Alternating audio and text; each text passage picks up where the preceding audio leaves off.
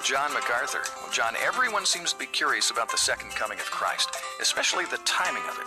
Well, here's a good question. Explain what Jesus meant when he said in Matthew 24:36, "But of that day and hour no one knows, not even the angels of heaven, nor the Son, but the Father alone."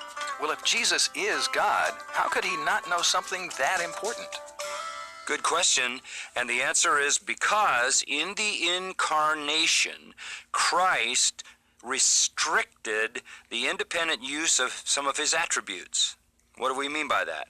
Well, in Philippians chapter 2, it says that he emptied himself.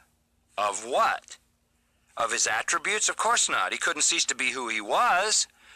But he emptied himself of the independent use of his attributes. There were times when he read people's minds, when he knew what was in the heart of people. There were times, for example, like talking to Nicodemus, when he knew what he was thinking and didn't ask the question on his lips, but the question in his mind.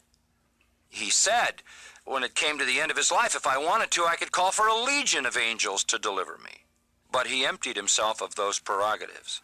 Apparently, one of the things that he restricted himself of was the knowledge of the future time of his own return. In the purposes of God, that knowledge was set aside while he was here on earth.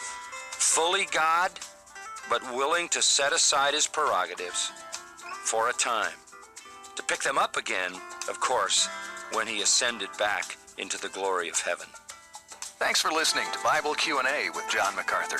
For more information about John's New Testament commentaries, go to MacArthurCommentaries.com.